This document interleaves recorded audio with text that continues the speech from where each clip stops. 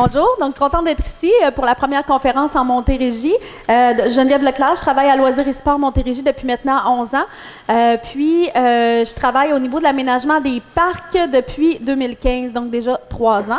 Avant ça, j'ai travaillé entre autres avec André Champagne au niveau du secondaire en spectacle. Donc mes dossiers ont beaucoup changé depuis 3 ans. Moi, mon souvenir dans les parcs, quand j'étais enfant, j'en ai pas beaucoup parce qu'en fin de compte, je viens d'une région éloignée, en fait, d'un milieu rural, puis on habitait dans un rang. En fait, pour aller au centre du village à vélo, c'était pas très sécuritaire et je fréquentais pas vraiment les parcs. Peut-être pour ça que je les apprécie, d'autant plus aujourd'hui. Fait que je voulais vous parler un petit peu. On m'a demandé de me présenter d'entrée de jeu mon parcours au niveau de où je me situe dans les saines habitudes de vie, l'activité physique. Donc, moi, le sport, c'est une relation d'amour-haine. C'est pas quelque chose que je pratiquais quand j'étais jeune. C'était pas valorisé dans ma famille. J'ai pas été initiée à des sports non plus. Et j'étais sédentaire même au secondaire. J'étais la fille qui était le prof pour faire des abdos tout le long du cours parce que je voulais pas faire de sport d'équipe. J'étais pas une sportive d'équipe. J'ai découvert plus une passion pour l'entraînement, la mise en forme quand je suis arrivée au cégep. Parce que c'est ça, comme je vous dis, je partais d'un petit village, il n'y avait pas d'infrastructure sportive. Quand je suis arrivée au cégep de Rivière-du-Loup, j'ai découvert l'entraînement mise en forme en salle, mais aussi la piscine. Donc, j'allais 3 midis semaine faire des longueurs. Puis c'est là que j'ai découvert vraiment une passion, que je voyais que ça me faisait me sentir mieux, plus en santé, plus d'énergie, au niveau de l'estime de soi, la confiance aussi. Quand je suis sortie du cégep, j'ai commencé à donner des cours d'aérobie avec Énergie Cardio. Donc, j'ai été instructeur de cours en groupe pendant 10 ans. J'aimais vraiment ça, partager la passion, enseigner aux gens comment améliorer leurs conditions physiques, les voir évoluer, s'épanouir là-dedans aussi. J'ai fait ça pendant 10 ans. J'ai fait aussi des cours cardio plein air. Et j'ai même poussé ça un petit peu plus loin parce que je suis une fille qui aime ça se dépasser puis se donner des défis. J'ai fait des compétitions fitness model, je tiens à dire testées naturelles pendant 4 ans.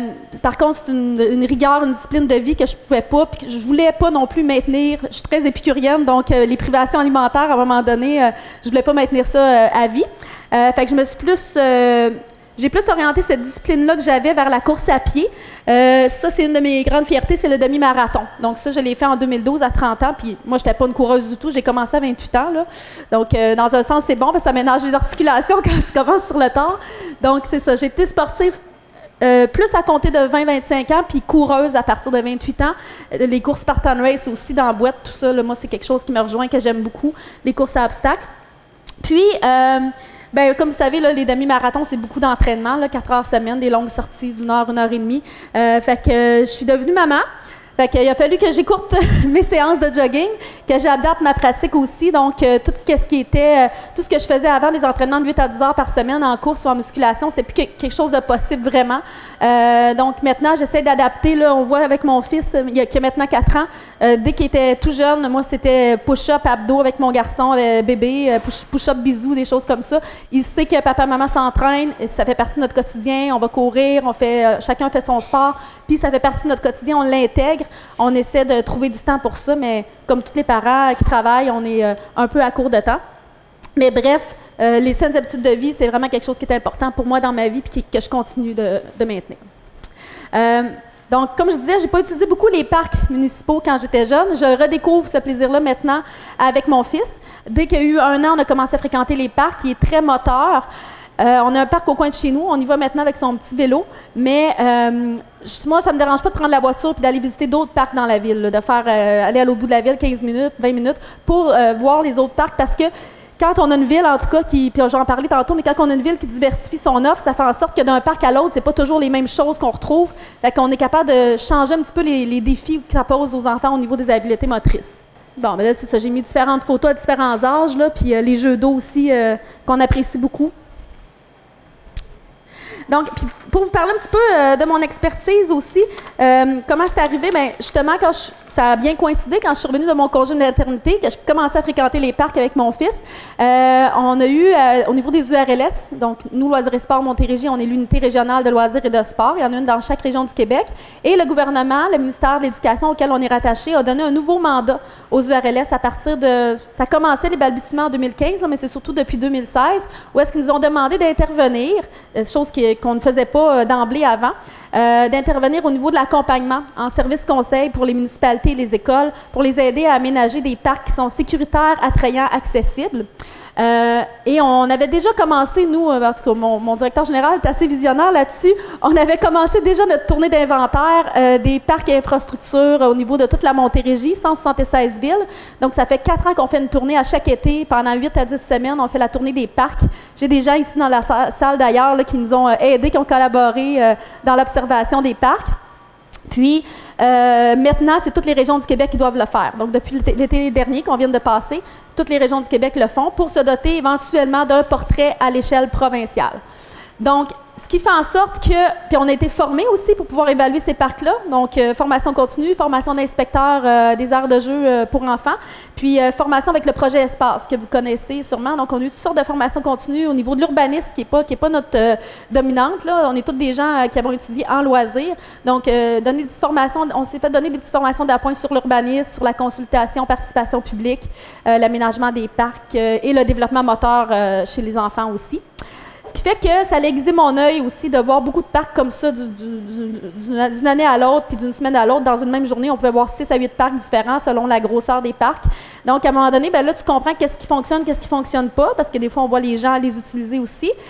Puis tu développes aussi des petits coups de cœur. Puis aujourd'hui, je vais vous en présenter des coups de cœur qu'on a vus en Montérégie. Ben, pour ma part, en tout cas, des coups de cœur, mais je vais vous expliquer aussi pourquoi. Fait que j'ai beaucoup d'images dans ma présentation. Ça vous va? OK. Donc, le besoin des familles d'aujourd'hui, vous savez, la conférence s'appelle « Des parcs attrayants pour des familles à court de temps ». Comme je vous ai parlé un peu tantôt de mon vécu, moi, ce que je pense, c'est que le besoin des familles d'aujourd'hui, c'est d'avoir des parcs qui sont intergénérationnels, polyvalents et inclusifs. On va voir pourquoi et comment y arriver. Donc oui, tout le monde, on manque de temps. Il y a des gens aussi qui passent beaucoup de temps dans leur voiture, qui travaillent assis, qui veulent bouger, qui veulent se défouler, mais il reste comme 3 heures dans la soirée pour faire tout ça et passer du temps de qualité avec nos enfants en même temps. Donc, comment y arriver? Bien, c'est en bâtissant des parcs qui sont, en mettant en place des parcs qui sont intergénérationnels, polyvalents, inclusifs. Donc, je vais vous donner des petits trucs et stratégies pour aménager des parcs polyvalents. Donc, quand on parle de la polyvalence, c'est de pouvoir pratiquer toutes sortes d'activités, différents types de plateaux sportifs. Aussi, il y a une tendance lourde qui est là pour rester, puis c'est la pratique libre. Moi, depuis justement que je suis maman, c'est vraiment intéressant d'avoir des cours, des offres, par exemple, yoga show, des choses comme ça, qu'on peut s'inscrire jusqu'à la dernière demi-heure avant. Là. Fait que si jamais ton horaire, ta journée ne marche pas comme tu pensais, ben, tu ne perds pas de sous, tu n'as pas l'impression que tu perds des sous parce que tu as manqué ton cours du mardi 7 heures. Fait que tu peux choisir. Ça, moi, j'apprécie vraiment ça. Puis d'avoir des plateaux sportifs aussi, les pistes cyclables bien aménagés, des parcs bien aménagés, qu'on n'a pas besoin de réserver à l'avance ou de s'engager. Donc ça, c'est une tendance qui est là pour rester. Puis, les usages 4 saisons aussi. Les usages 4 saisons, ce qu'on veut dire par là, il y a beaucoup de parcs qui sont malheureusement utilisés juste 6 mois par année. Puis le reste de l'année, bon, on sait que les aires de jeu, ça doit être fermé l'hiver, selon la recommandation de la norme canadienne pour les aires de jeu. Par contre, il y a quand même des plateaux qu'on aurait avantage à entretenir. Par exemple, les sentiers de marche. Pourquoi on ne les déneigerait pas pour en faire des sentiers multifonctionnels qui permettraient la marche, oui, le ski de fond, le fat bike aussi. Puis, on pourrait permettre aussi dans nos grands parcs qui sont boisés, la raquette. Donc, c'est des choses qu'on ne pense pas nécessairement puis que le citoyen ne pense pas de pratiquer si on ne l'incite pas. Aussi, il y a des équipements qui sont très familiales et qui vont être très populaires auprès des familles ou des jeunes familles, c'est les sentiers glacés. Des fois, on pense à emménager des patinoires, mais quand tu as un jeune enfant et tu veux y apprendre à patiner, tu ne vas pas aller sur la patinoire qu'il y a 90% du temps du hockey, même quand c'est pas réservé pour le hockey. Les jeunes, les petits gars prennent d'assaut, les petits gars, les petites filles prennent d'assaut les patinoires, puis là, ben, tu n'oses pas trop aller enseigner à ton enfant à patiner parce que tu as peur qu'il mange une rondelle par la tête. Donc, pourquoi on n'aménagerait pas des sentiers glacés qui sont réservés vraiment pour le patinage? Oui, ça demande d'entretien, ça demande de la planification, mais au bout du compte, c'est pas quelque chose qui coûte cher, c'est plus en temps ressources. Les buttes à glisser aussi, c'est un équipement qui est très démocratique et pour toute la famille. Et ça non plus, ça peut être fait dans une pente naturelle lorsqu'on en a une. Mais même les villes qui font de l'achat ou la location de canots à neige, c'est pas quelque chose qui est très, très dispendieux. Les fêtes d'hiver, ça c'est plus au niveau de la programmation plutôt que de l'aménagement. Mais les fêtes d'hiver, où est-ce qu'on initie les citoyens? Fait qu'un citoyen qui voudrait, par exemple, peut-être acheter un fat bike, un équipement de ski de fond, mais qui ne sait pas encore si ça lui plaît, bien, si on lui donne la chance de louer ou d'emprunter pour une journée ou pour une heure du matériel comme ça, de plein air, puis qu'en plus, on a quelqu'un sur place formé, certifié, qui lui enseigne, bien là, on a plus de chances de susciter une habitude au niveau de cette pratique-là, puis que la personne devienne active physiquement, même en hiver, parce que c'est le défi au Québec, faire bouger les gens 4 saisons.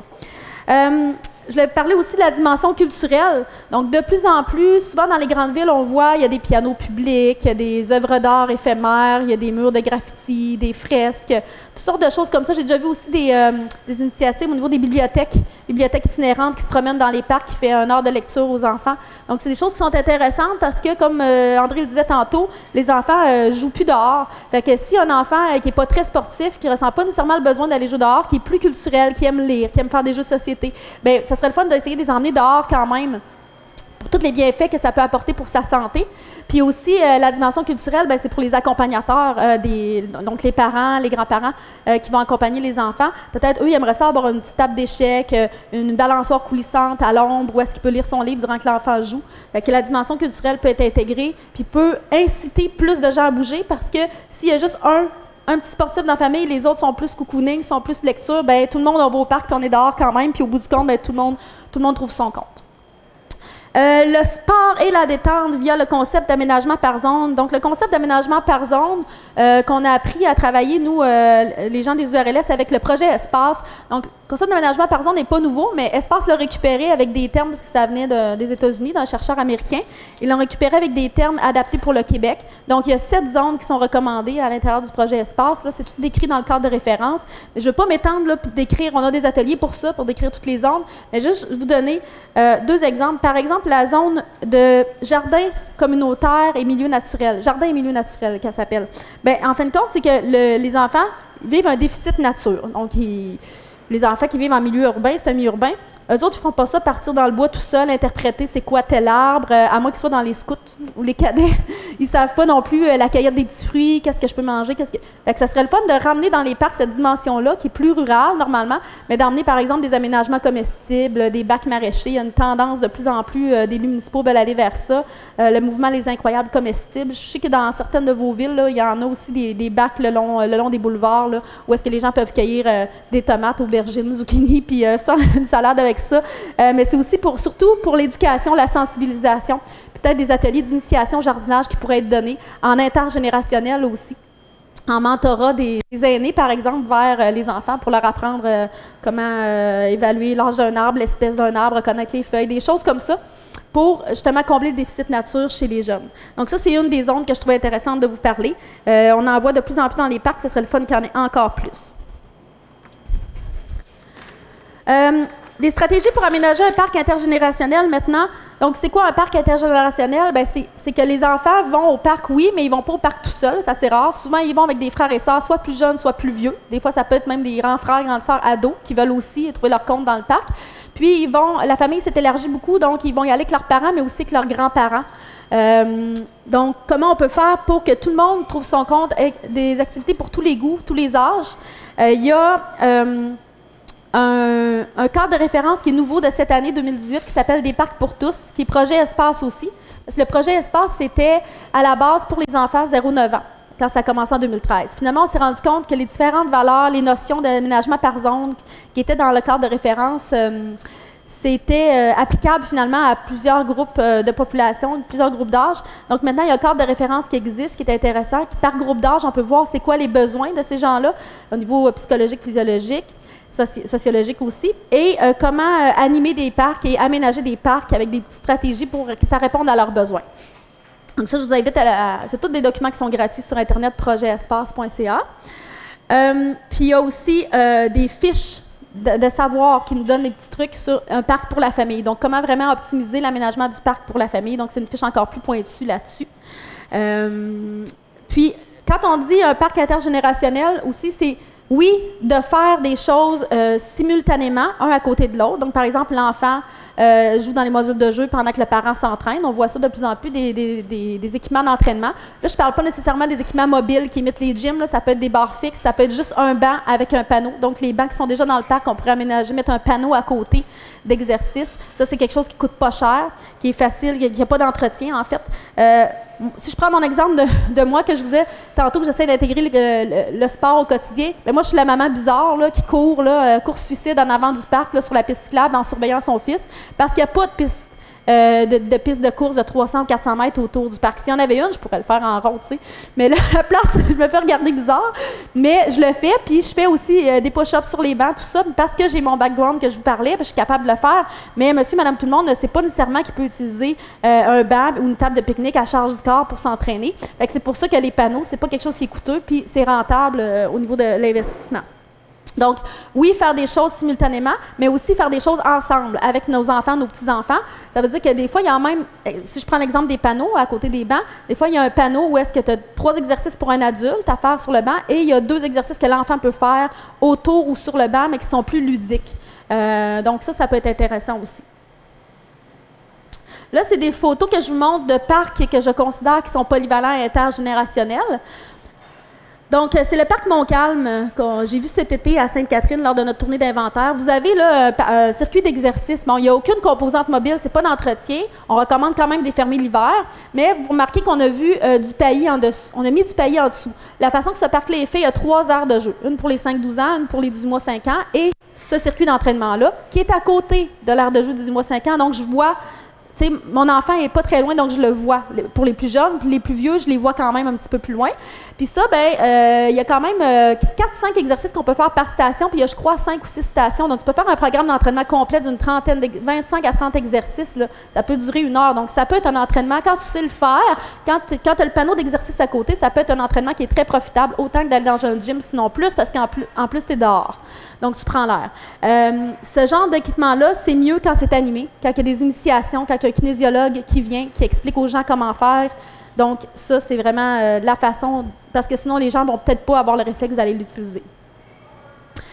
Et ben, dans ce parc-là, ce que je trouvais intéressant, je ne sais pas si vous voyez bien, mais il y a des modules de jeu qui rappellent des éléments naturels. Donc, c'est du plastique recyclé, mais qui imite le bois, qui imite la roche. Donc, ça, c'est des choses qui sont intéressantes visuellement, esthétiquement, qui rappellent la nature, qui s'intègrent bien dans l'environnement, mais qu'on voit moins souvent dans les fournisseurs de modules de jeu. On parlait de la dimension culturelle. Ça, c'est un banc berçant pour adultes. Il manque peut-être, à mon sens, il manque peut-être une petite toiture, de l'ombrage. Il n'y avait pas tant d'ombre dans ce parc-là. Mais tantôt, je parlais des balançoires coulissantes avec toi. Là. Bien, il y a une municipalité que je ne me rappelle plus laquelle, mais il y a une municipalité qu'à chaque parc où est-ce qu'il y avait des modules de jeu pour enfants, il y avait une balançoire coulissante avec un toit pour les adultes. Donc, je trouvais ça super intéressant pour les accompagnateurs. Parce que quand on va accompagner nos enfants dans les parcs, on cherche vraiment, c'est des îlots de chaleur. Là, on cherche vraiment en l'ombre. Donc, il y a un banc berçant pour adultes, puis juste à côté du banc berçant, il y a un arbre à lire. C'est la première fois que je voyais ça. C'est comme un croque-livre, c'est le même principe que le croque-livre, là, mais c'est vraiment au niveau esthétique et au niveau... je trouvais ça vraiment intéressant, au niveau artistique. Ça, c'est une pump track à Pont-Rouge, qui est une petite municipalité. C'est une petite pump track familiale, un vélo-parc. Il y a un nouveau guide qui vient de sortir récemment sur les guides des installations sportives sur Internet, qui est disponible. Et c'est vraiment une grosse mode. Là. De plus en plus, les municipalités veulent mettre en place une pump track plutôt qu'une piste de BMX en terre. Pourquoi? Parce que là, c'est vraiment polyvalent. Tu peux faire de la trottinette, du tricycle, du rollerblade, le vélo. Puis c'est plus facile aussi sur de l'asphalte pour les tout-petits qui commencent à faire du vélo que sur la terre battue. Ici, on l'a mis à proximité d'un skatepark, donc c'est encore mieux. Comme je disais tantôt, le grand frère de 14 ans peut aller faire du skate pendant que le petit de 5 ans apprend à faire de la trottinette ou du vélo. Je dis grand frère, mais ça peut être la famille élargie, cousin, cousine, gardien, tout ça. Puis, c'est un parc... je pense qu'on peut dire que c'est un parc très polyvalent parce qu'on voit qu'il y a d'autres infrastructures, il y a des bâtiments de services, baseball, etc. Ça, c'est un autre parc, le grand parc municipal qui est Gérard Laframboise, je crois, à Saint-Philippe, où est-ce qu'il y a aussi des équipements polyvalents et intergénérationnels. Donc, vous avez des jeux d'eau qui sont là, des petites aires de jeu ici, il y en a 2 à côté qu'on ne voit pas sur les photos. Puis ça, c'est nouveau.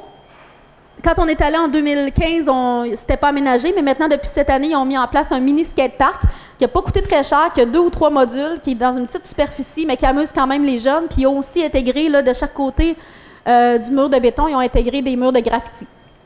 Donc, la dimension artistique est là. On voit un graffiti sur le bâtiment de service. Puis c'est en collaboration avec la Maison des Jeunes. La Maison des Jeunes est dans le centre communautaire, parce qu'il y a un grand centre communautaire avec une bibliothèque. Donc, quand tu es dans la Maison des Jeunes, l'animateur a une grande fenêtre pour surveiller aussi les jeunes et ce qui se passe dans le skatepark. Et dans ce même parc-là, le long d'une espèce de piste multifonctionnelle d'à peu près 400 mètres autour des terrains de soccer, il y a justement des appareils. Là, on voit des elliptiques, on voit toutes sortes de... Mais il y a des barres fixes aussi, c'est un peu un mix. Puis il y a des panneaux, on ne les voit pas sur la photo, mais il y a des panneaux qui indiquent quoi faire avec chacun des équipements. Puis aussi, ce que je dois dire, c'est qu'à Saint-Philippe, ils ont fait justement venir un kinésiologue qui vient 2 fois par semaine pour animer les gens. Parce que c'est vraiment là, la condition gagnante pour que ça fonctionne. Ensuite, c'est le Bois des Pins à Saint-Hyacinthe, qui est un autre de nos coups de cœur. Premièrement, c'est un parc ombragé, des grands arbres matures. Ça, on ne peut pas faire pousser les arbres plus vite qu'ils poussent, là, mais on en plante au moins. Fait que ça, c'est un parc qui a déjà des grands arbres. Il y a 2 aires de jeu là, qu'on ne voit pas très bien à l'ombre, mais pour les grands, pour les tout-petits, il y a des balançoires aussi. Et dans ce parc-là, ils ont inauguré en 2016, c'est un nouveau fournisseur, c'était la première ville au Québec qui a fait affaire avec eux, c'est des ingénieurs, des jeunes Québécois. Et eux, plutôt que d'avoir des stations le long d'un sentier, ce qu'ils proposent, c'est 22 exercices dans la même structure. Donc, c'est des barres fixes qui permettent de faire traction, chin-up, push-up, des dips. Il y a un banc pour abdos aussi. Donc, vous avez un grand panneau avec, je pense, c'est 40 exercices, mais 22 stations intégrées. On a mis du paillis encore une fois, donc ça, c'est vraiment une pratique que je recommande. Pourquoi, je ne l'ai pas dit tantôt, pourquoi on met du paillis? Parce que justement, on veut que ce soit à proximité, parce que si c'est dans un parc tout seul, personne ne va y aller. Donc, c'est pour les gens qui manquent de temps, qui ont des enfants, donc il faut mettre ça dans des parcs qui sont déjà fréquentés. Mais, par contre, on ne peut pas empêcher, même si c'est un équipement 13 ans et plus, les enfants vont y aller, ils vont faire de la gymnastique, ils vont se pendre par les genoux, puis ils vont tomber. S'ils tombent sur du béton, parce qu'avant, c'était tout aménagé en béton, ce genre de station-là, bien, ils tombent, il peut y avoir une commotion, là, ou des blessures graves. C'est pour ça qu'on recommande, moi, je recommande en tout cas de mettre du paillis ou une surface amortissante ou caoutchouc coulé en dessous. Ce parc-là est très fréquenté, donc ça fonctionne à cet endroit-là parce qu'il y a une piste cyclable à proximité, il y a la maison des jeunes, il y a le centre aquatique intérieur qui est là, il y a beaucoup de gens qui fréquentent ce parc, les garderies aussi. Fait que cet équipement-là fonctionne. Il y a certaines municipalités dans lesquelles ça fonctionne moins bien. Des fois, c'est juste où est-ce que c'est situé, dans quel parc ou dans quel endroit du parc. Parce que si c'est de l'autre côté d'un bâtiment et que tu ne peux pas voir ou surveiller tes enfants, tu ne vas pas l'utiliser. Dans ce même parc-là, il y a un super équipement qui est une piscine ronde qui existe depuis les années 50, avec une section plus profonde au milieu, avec des bouées, puis une surveillance avec des sauveteurs et tout ça. Mais ils ont adapté cette année là, la dalle de béton autour, ils l'ont refait, puis ils ont mis une rampe pour que ça soit accessible de façon universelle. On va voir tantôt, on va parler des parcs inclusifs. Donc, les personnes en chaise roulante, marchettes, quadriporteurs, peu importe, peuvent y aller. Et il y a aussi des jeux d'eau. Donc, on est vraiment pour tous les goûts. Moi, je suis allée quelques fois cet été, puis c'est vraiment là, des centaines de familles. Puis les gens font des pique-niques là, puis passent l'après-midi. C'est un peu comme reproduire une petite plage. Puis on a aussi des ombrelles avec des chaises transat, là, comme dans le sud, pour faire la lecture. Donc, c'est vraiment intergénérationnel aussi. Puis tu es en parfaite sécurité. Là. Il y a des sauveteurs. Je pense qu'il y a 3 sauveteurs autour de la piscine. Donc, ça, c'est des équipements intéressants aussi. Maintenant, on va parler un petit peu des parcs inclusifs. Les parcs inclusifs, qu'est-ce que c'est un parc inclusif? Nous, on a donné des formations. L'an dernier, on a eu 2 formations d'une 20aine de personnes en Montérégie qui sont venues. Je pense qu'il y avait des gens qui sont ici, qui étaient venus aussi. Les parcs inclusifs, on ne parle pas nécessairement d'accessible universellement. Le parc inclusif, c'est pour tout le monde, de la poussette à la marchette. Dans le fond, souvent, on va mettre en place un parc vraiment... Souvent, les écoles primaires qui accueillent beaucoup d'enfants handicapés ou déficiences physiques, motrices, peu importe, vont aménager un parc pour ces enfants-là. Mais ces enfants-là vont aller juste dans ce parc-là puis ils ne fréquenteront pas d'autres enfants qui n'ont pas de déficit ou d'handicap physique. Donc, c'est pas nécessairement l'idéal de faire une ségrégation de ces enfants-là. L'idéal, c'est de les inclure, puis que le parc soit intéressant pour tout le monde. Donc, il présente des défis autant pour les enfants qui n'ont pas de limitation que les enfants qui en ont. Donc, comment adapter un parc pour qu'il soit accessible de la poussette à la marchette? Ça veut dire aussi les gens qui ont des difficultés avec l'équilibre, la coordination, les arrière-grands-parents, des fois, qui commencent à marcher qu'une canne, les grands-parents, les gens qui ont des problèmes au niveau de la vision. Donc, il y a toutes sortes de maladies qui peuvent amener des problèmes de vision, vision plus faible, vision embrouillée. Donc, comment adapter ces parcs-là? Je donne des petits trucs, mais on le voit dans une formation gratuite qu'on va offrir encore au printemps qui dure 6 heures. Donc, des sentiers larges d'au moins 1,5 m.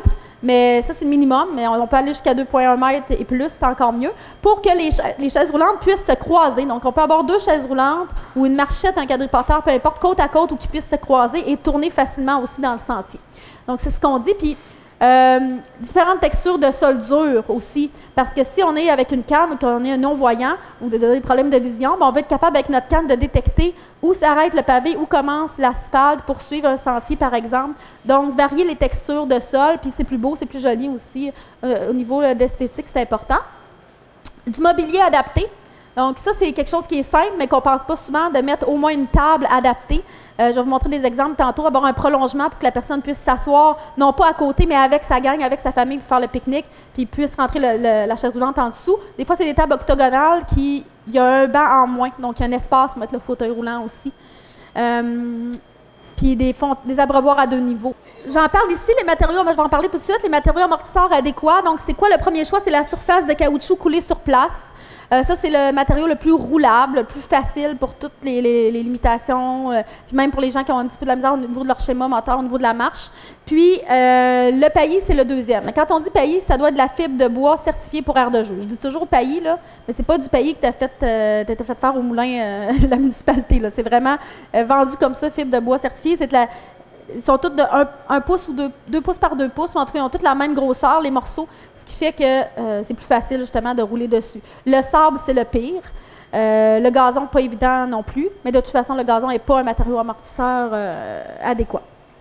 Donc, de mettre de l'ombre aussi, parce que quand je parle là, de parc inclusif, rappelez-vous, c'est pas juste les gens qui ont des limitations, c'est pour être bien, pour être confortable en tout temps, peu importe mon âge, ma condition. Ça veut dire que quand on est en canicule, là, les grands-parents ils ont beaucoup de difficultés à aller dans les parcs, accompagner leurs enfants.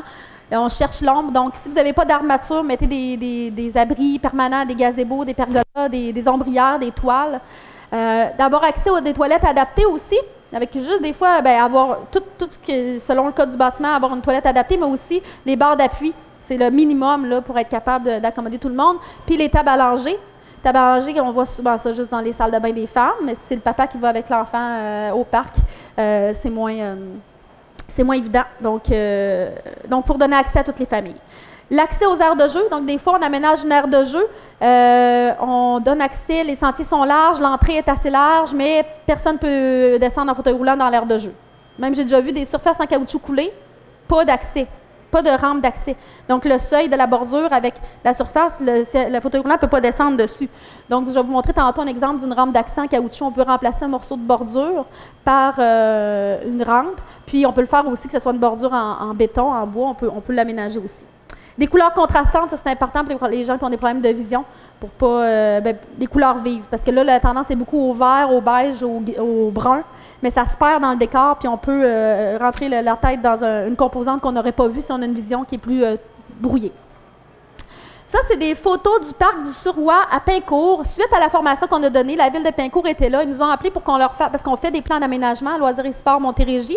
Et ils nous ont appelés pour qu'on fasse un plan d'aménagement pour un parc 100% inclusif. Eux, ils considèrent que leur parc est 90% inclusif. C'est ce qu'ils ont dit en conférence de presse lors de l'inauguration. Moi, je considère qu'il est pas mal 100% inclusif.